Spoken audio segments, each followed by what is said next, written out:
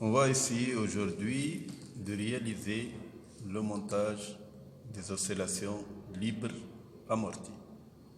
Pour cela, on a un résisteur ou bien boîte de résistance variable 10 fois, un générateur de tension continue, E égale à 5 volts, un commutateur à deux positions 1 et 2, un condensateur de capacité C égale 470 microfarad et une bobine d'inductance L égale à 1,4 Henry et de résistance interne R égale 12 ohms.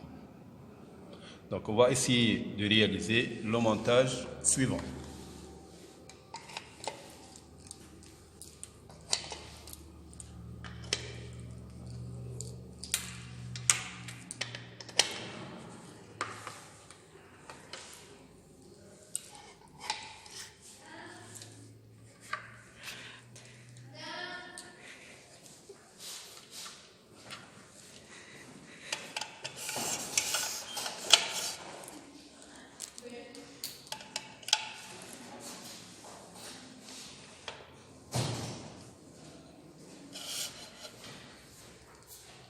Voilà, notre montage est réalisé. Donc, on va connecter, faire la connexion avec l'oscilloscope. Donc, l'oscilloscope, afin de visualiser la tension aux bornes de condensateur UC et la tension aux bornes de résisteur UR. Donc, la masse est branchée entre UC et UR. Sur la voie 1, la tension aux bornes de condensateur UC. Et sur la voie 2, la tension aux bornes de résisteur UR. Voilà, notre montage est déjà réalisé. Donc, pour voir les oscillations libres amorties, vous savez bien qu'il s'agit de la décharge d'un condensateur dans un dipôle RL. Donc, pour cela, il faut charger le condensateur puis la décharger. Donc, la position 1 du condensateur, c'est la charge du condensateur. Et on va réaliser la décharge sur la position 2. Voilà. On va essayer une autre fois la charge, puis la décharge. Voilà. Donc, on a obtenu deux courbes, cette forme. La courbe bleue, c'est la tension aux bornes du condensateur. Et la courbe jaune, c'est la courbe aux bornes de résisteur. Vous voyez bien, il s'agit des oscillations, ce qu'on appelle pseudo-périodiques, c'est-à-dire, donc, c'est un régime pseudo-périodique, que ce soit pour UC ou bien pour UR.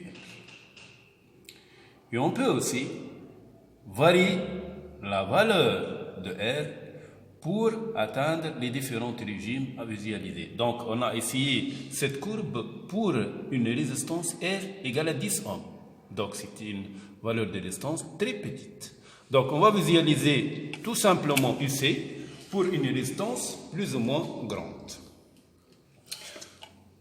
Donc, on va prendre R égale 30 ohms. Toujours, on va charger, puis décharger. Voilà. On remarque bien que le nombre d'oscillations sont diminuées, donc si R augmente. Donc il s'agit toujours d'un régime pseudo-périodique, mais le nombre d'oscillations a diminué. On augmente encore R pour une valeur, par exemple, égale à 100 ohms, et on visualise la tension au bord de condensateur UC. Voilà. Donc, on va essayer une autre fois. Voilà. Donc, on observe bien qu'il ne s'agit plus aucune oscillation. Donc, on dit qu'il s'agit d'un régime apériodique. Donc, pour le régime pseudo-périodique, on remarque que l'amplitude décroît au cours du temps, mais on va vérifier est-ce que la période diminue ou non. C'est pour cela qu'on va utiliser l'option curseur.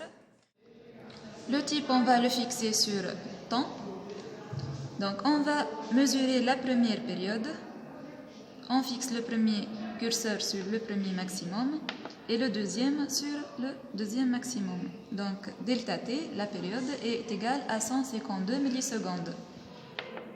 On va calculer l'autre période. Donc, on remarque aussi que delta t reste constante est égale à 152 millisecondes. L'oscilloscope aussi nous permet, avec l'option math, de faire une opération, la chaîne 1 fois la chaîne 2. Et puisqu'on a fixé le condensateur sur la chaîne 1, donc c'est UC fois UC. On sait que l'énergie électrique emmagasinée par le condensateur est égale à 1 demi C fois UC au carré. Donc, pour la courbe rouge,